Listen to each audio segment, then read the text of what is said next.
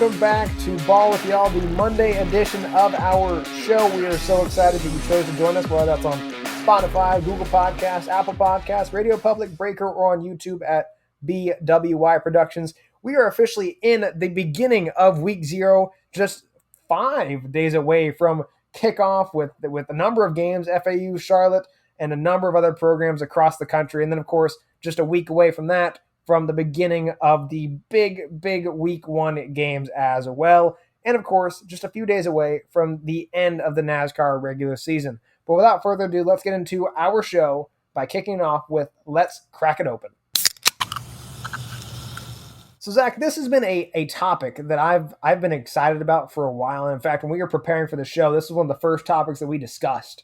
And here we are now to actually get into it. And it's pretty exciting. This is something that's near and dear to my heart because there are a number of programs in the SEC. When you're as good as the SEC is, you're one of the programs who are at the cream of the top, at the cream of the crop, yet they can't win the championship. They can't win it because they don't get the opportunity to, or because they lose at the last second, or whatever else the case may be. So today, to begin our show, we're going to get into the best SEC teams that never won national championships. Now, Zach, in making your list, what helped a team qualify to make your list as a best team that never won a national championship? Well, obviously the record of the team plays a big role in it. But I think also the level of players that were on that team, statistical rankings, offensive and defensively, and how that team finished at the end of the year. I actually have a couple of teams on my list that didn't even make the conference championship game that year. But where they were ending at the end of the year, I think they could have beat just about anybody. Fair. All right. Well, I said let's get into it. I'll start with my number 5. We're only going to go through 5 teams each because we don't want to be here all day. I'll go with my number 5. I've got the 2004 Auburn Tigers. Right.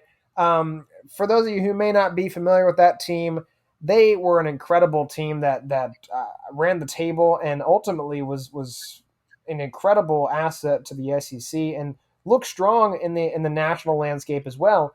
But Zach, correct me if I'm wrong, but the problem there were 2 other really good teams that year as well that kind of put them on the outside looking in. Yeah, we had undefeated Oklahoma and undefeated USC, and undefeated USC absolutely raked Oklahoma in the national championship over the Coles. I mean, not even a close game at all. I think that leaves it definitely open as one of the biggest what-ifs. What if undefeated Auburn gets into the national championship? What if we have a playoff that year? How do those games look? And I think that was obviously an early sign that we needed a playoff of some sort. And we'll get into some of that as we continue to go through our top 5s here. But that Auburn Tigers team, just imagine what could have happened if they'd been given the opportunity. Now, most people would say, well, they would have lost to Oklahoma or USC or whoever else. But they weren't even given the opportunity to do so and ultimately ended up playing Virginia Tech in I believe, the Sugar Bowl that year. Winning 16-13, finishing 13-0, a 13-0 team that never got to play for a national championship. It's a travesty to say the least, but it's okay because it's Auburn, right? It's whatever. It could be worse. Maybe for you, it's okay. Zach, what's your 5th team? Okay, well, I'm going to follow suit here, and I'm going to put down 2013 Auburn, the team that almost won the national championship, which I think automatically qualifies them for this list. The team with the kick 6, the team who ran through Missouri in the SEC championship game, the team who had a high-flying offense and just couldn't stop Jameis Winston and that team of destiny at FSU. Thinking back on that year, they had the unbelievable play against Georgia to win at the last second with the tip pass, a great memory of mine. And then you also had them, obviously, with the kick 6. Seemed like almost Auburn was a team of destiny, but they seemed to run into a team in FSU who had NFL talent everywhere on the field, which is something that Auburn team honestly kind of lacked overall coming out of that year. And the team of destiny happened to be FSU. I think they played that game 10 times over. Auburn probably wins it 9 times.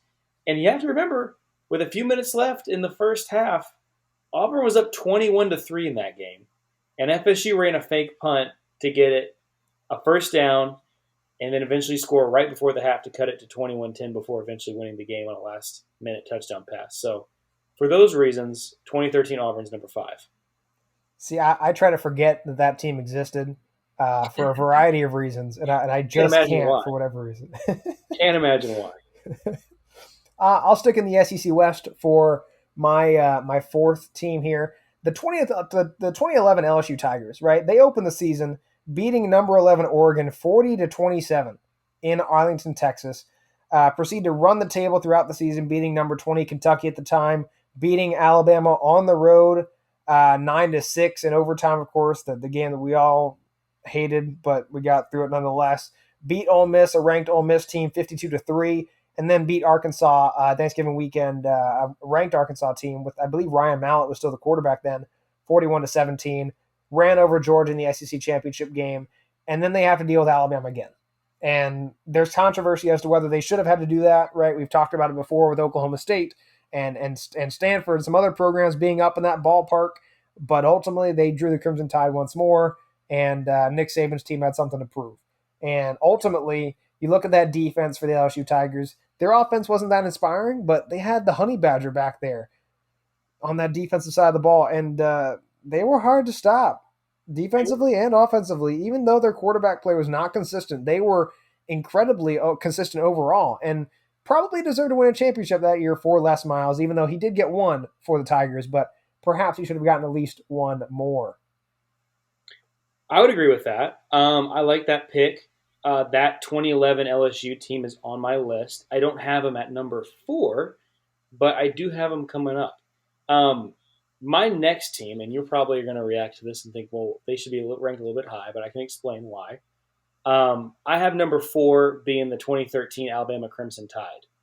Now, I think, and we know, that team was a kick 6 away from probably going back to the national championship.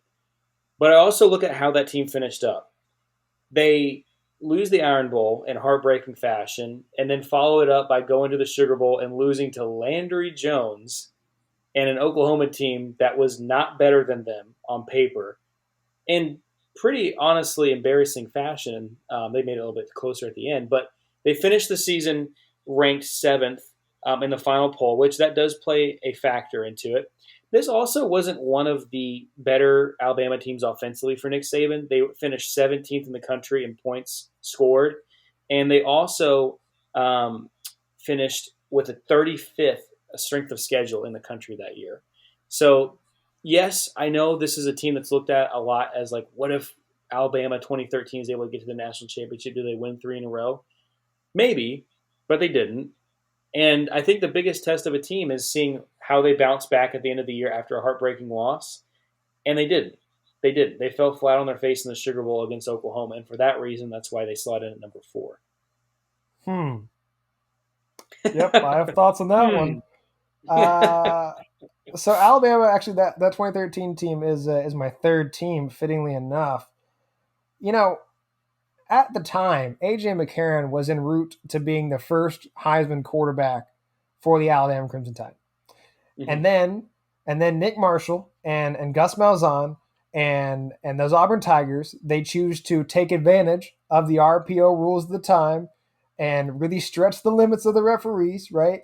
They all those things take place, right? They're sewing jerseys on the sidelines, the kick 6 happens, and my dreams are crushed, right? And AJ McCarron doesn't win the national championship. Some dude named Jameis Winston does instead. The rest is history. That team, I mean, look at the talent on that team. Amari Cooper was on that team. TJ Yeldon was on that team. We all know about AJ McCarron. Some incredible assets on the outside. Just a year removed from that team that beat Notre Dame. That keep in mind some of the games they played that year. They opened against Virginia Tech. Wasn't all that impressive, but they still beat them in that, I believe, the Chick-fil-A kickoff. Went to Texas A&M. That game, I mean, and Zach, I think we may have watched that game together at the time, and that took a few years off my life. I'll tell you that. A I lot of mean, memories. lots of memories there. What a team that was! And then of course they crushed Zach Mettenberger's soul in the LSU game in Bryant Denny. That team was incredible. And honestly, after the Iron Bowl, as a fan, I couldn't have cared less. So I don't blame the players for not caring about that Oklahoma team. Reminds me a lot of 2008 Alabama against Utah. Whatever. But ultimately, I can just imagine what that game would have looked like against Jimbo Fisher in 2013 if we had gotten it, but we didn't, and I can forever thank Chris Davis for it. As can I. So jumping on to my number 3 team here. I'm going to go 2012 Texas A&M for a couple of reasons. One, they had the Heisman Trophy winner on that team that year. Two, they went in and beat the eventual national champions at home in Alabama that year.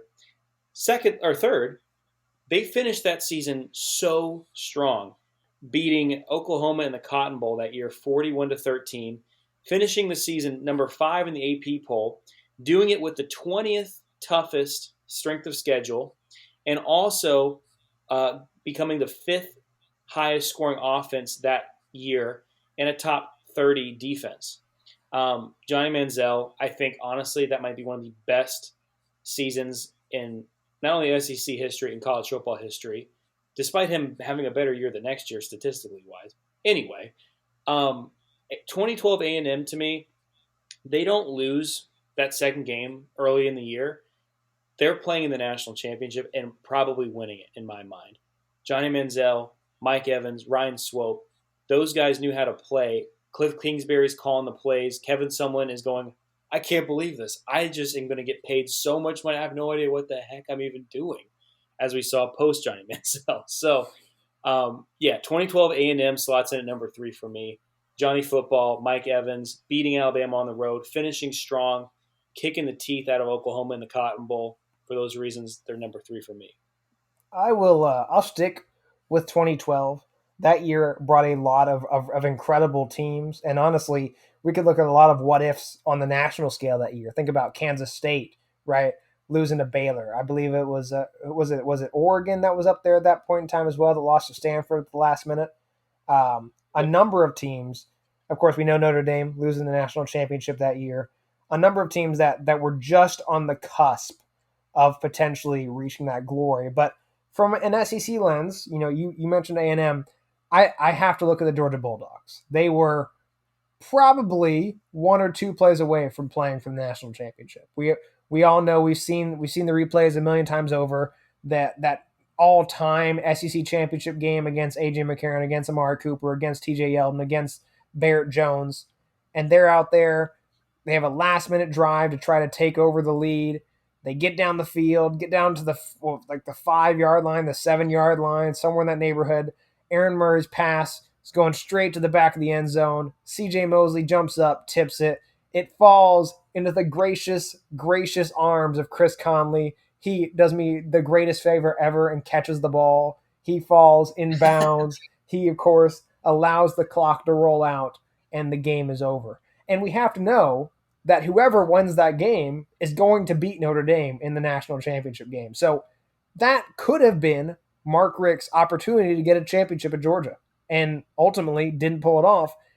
And it's kind of crazy to think about. Again, those what ifs, like you mentioned, Georgia was about 7 yards away from winning it all, and a tip pass to determine it. And definitely would have beaten Manti Te'o and his fake girlfriend in the national championship. That is tough. I like that pick. 2012 Georgia to me, yeah, that's a close one. Georgia's going to Georgia. That is without a doubt what they will always do. Unless it's last year. Remember that? The number 2 team, I had to throw that in there.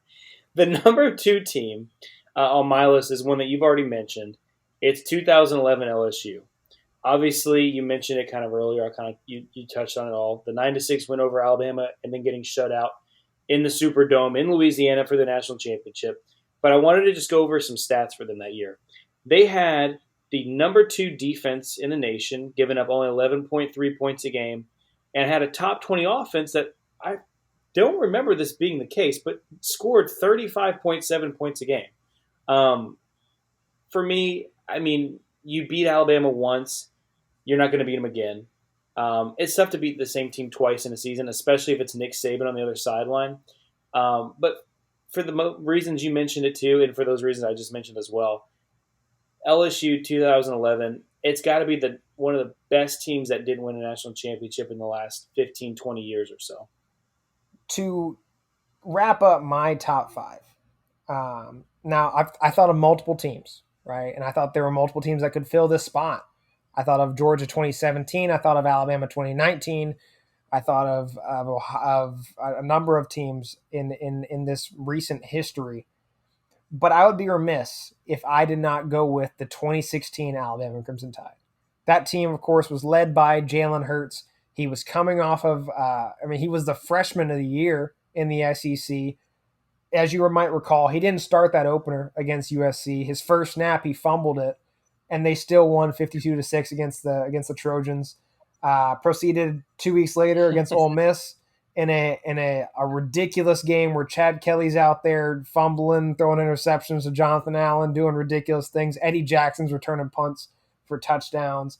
I was the second ranked win of the season. Proceeded to win ranked games on the road against Arkansas, on the road against Tennessee, and then also at home against the Auburn Tigers. Beating Florida in the SEC championship. Not really given Washington much of a game in the Peach Bowl, and then losing on the last play to the Clemson Tigers via a pick route that was illegal, but nobody chose to call it. And my dear friend Hunter Renfro. I didn't. I don't Oh, think I don't saw worry, that I'll pick. show Did it to you you? after the show. Don't worry. Are you talking about the pick that Bryce Young threw in the national championship against Georgia? Nope, nope, That not pick? that one. Not that one. The other one. The other one. Yeah. Okay. Yeah. Oh Don't yeah, I worry. must Don't have worry. forgotten that. I'll show you. But overall, this was an incredible team. That defense was incredible. If you remember, Jonathan Allen, Tim Williams was on that defense. I believe Deron Payne was on that defense. They were incredible across the board. And now, granted, they were coming off of the championship in 2015, and then little did we know it was going to take place in 2017. But that 16 Alabama team was really special, especially because that was when Jalen Hurts was good, and then he decided to be terrible the year after, and then the following years until he went on to Oklahoma. So 2016 Alabama holds a near and dear place in my heart, even though they didn't win a championship in the end. That's fair, and I think you might have had a better list than me.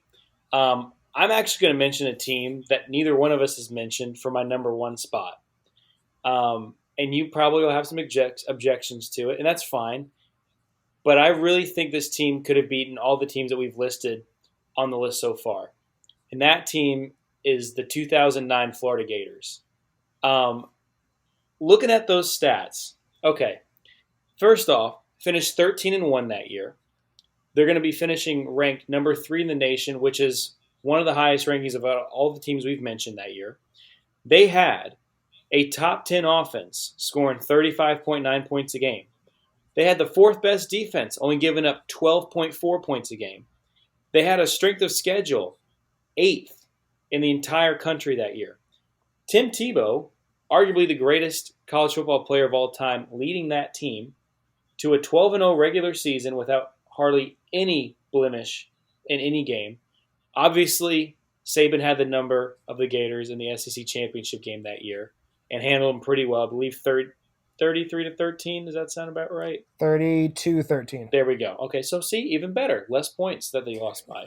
And then they went into the Sugar Bowl, and I look at this and I compare it to 2013 Alabama, who had their championship taken away in the last seconds in the last game before bowl season against Auburn. I compare those two kind of synonymously because of how Florida responded. And I talked about that earlier as to why my list is going to be this way, because it's how teams finish the year.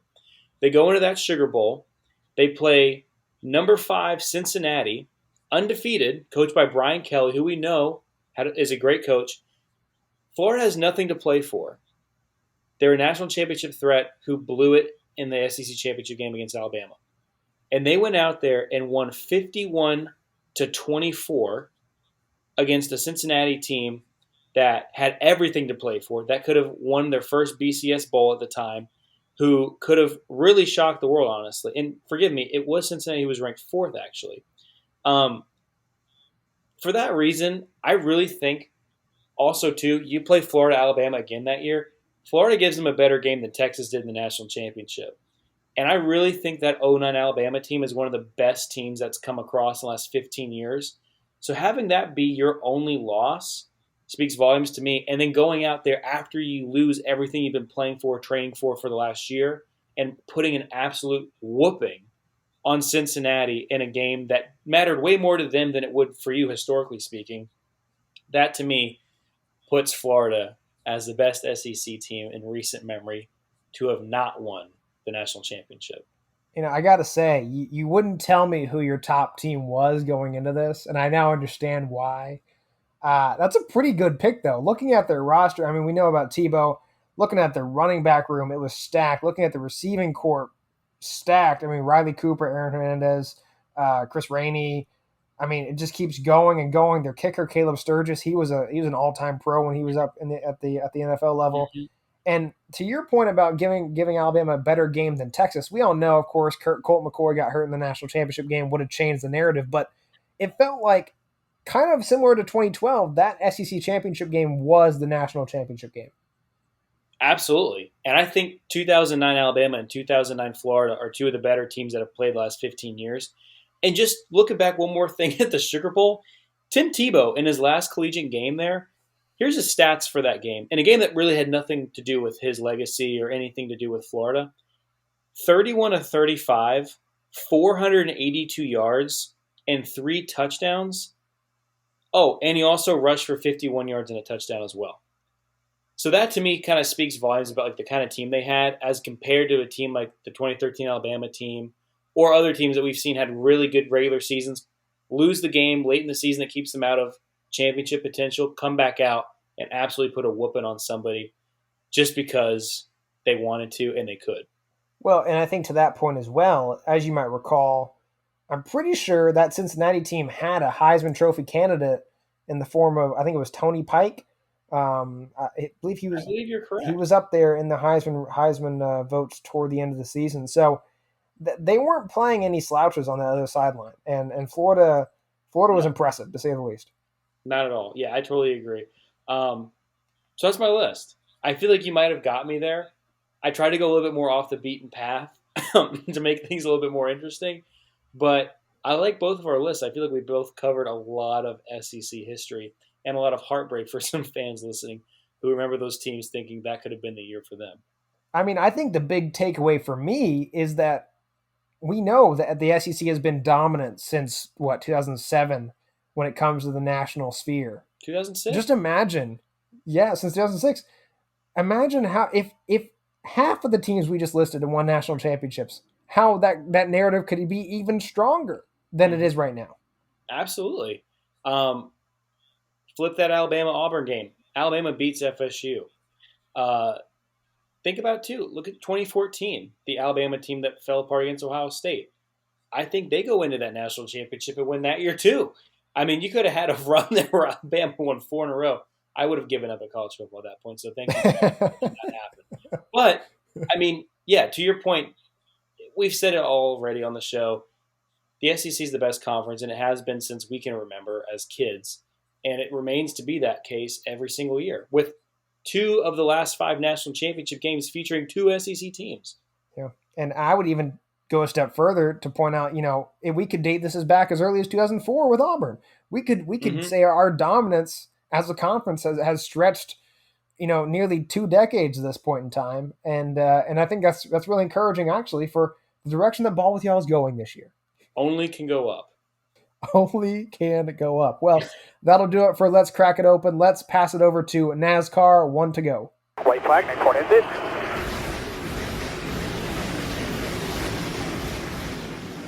So NASCAR 1 to go is going to be pretty brief today for a couple different reasons. One, we're pushing 25 minutes here of just football coverage, so I don't think we need to go too far into the NASCAR world. And second, Zach and I, we didn't actually watch the race this past Sunday. We watched not too much of it.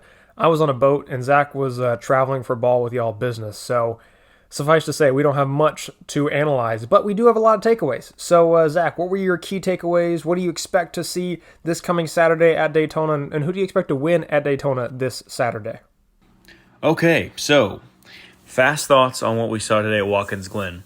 Number 1, teammates. Wow. I mean, I don't know what you could potentially predict anymore in this season. Seeing Kyle Larson and Chase Elliott go back and forth, and Kyle Larson basically just moving him right out of the way.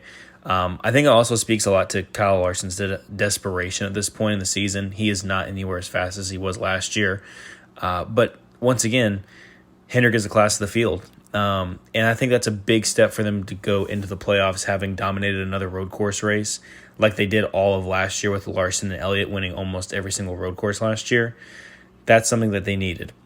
The other takeaway I had, Kimi Räikkönen, that performance in that car is going to open the door up for tons of F1, IndyCar, IMSA drivers to jump into NASCAR to get in that car because Trackhouse brings cars that goes fast at road courses.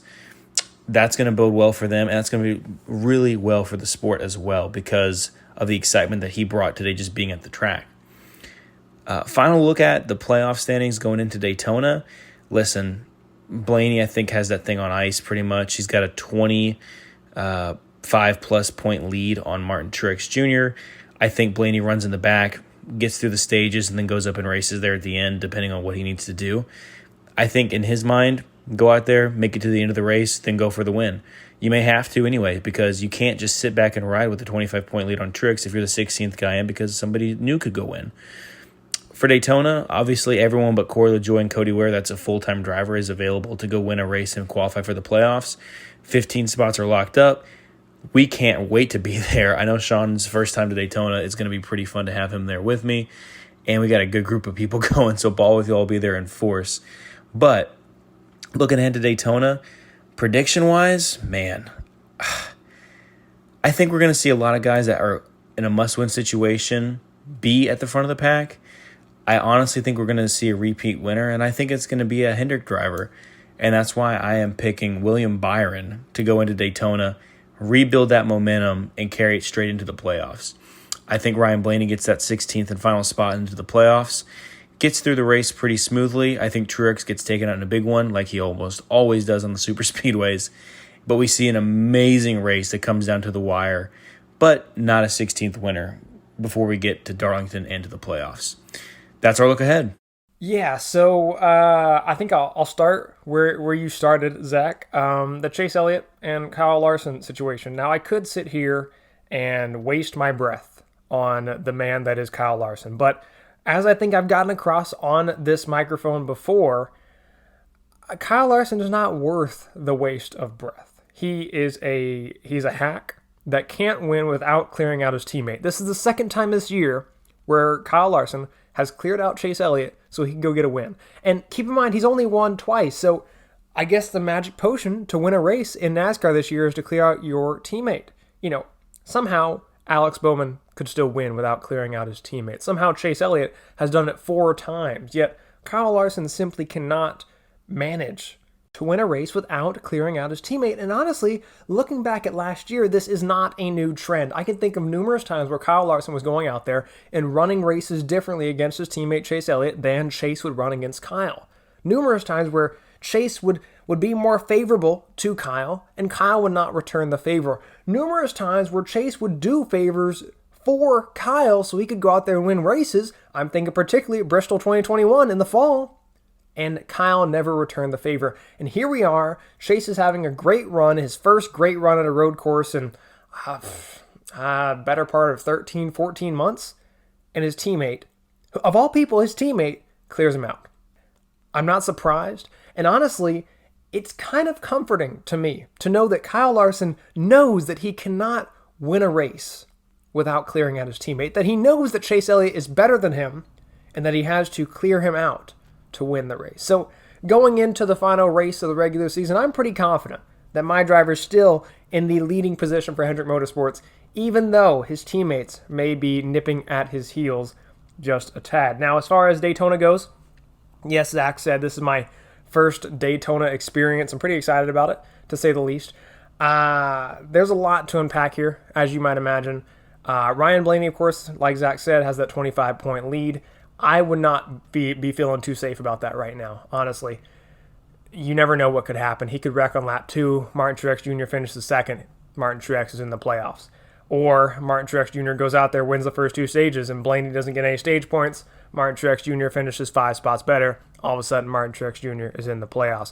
There are a number of avenues for Blaney to make the playoffs and Truex and so on. But I'm going to take it a step further and say that neither of them are going to make the playoffs. In fact, I will say that we get a new winner this week, just to get a little bit more chaos in there. And it's a driver who has had countless strong runs at super speedways, and he's actually at Daytona finished second twice in a row. In the last 2 races, he has finished second, which is why I am going to run with Bubba Wallace to win at Daytona this week, to follow up his win at Talladega last year on super speedways, and sneak his way into the playoffs on the final regular season race of the year, going to Darlington, where who knows what the heck will happen. And we'll see how that unfolds. Now, a couple quick programming notes. Zach mentioned, and I mentioned, that we'll be at the Daytona race this coming Saturday, which means we'll be heading up on Friday, so there will be no Friday show this week. So the next time you'll hear our beautiful voices will be on August 29th, next Monday.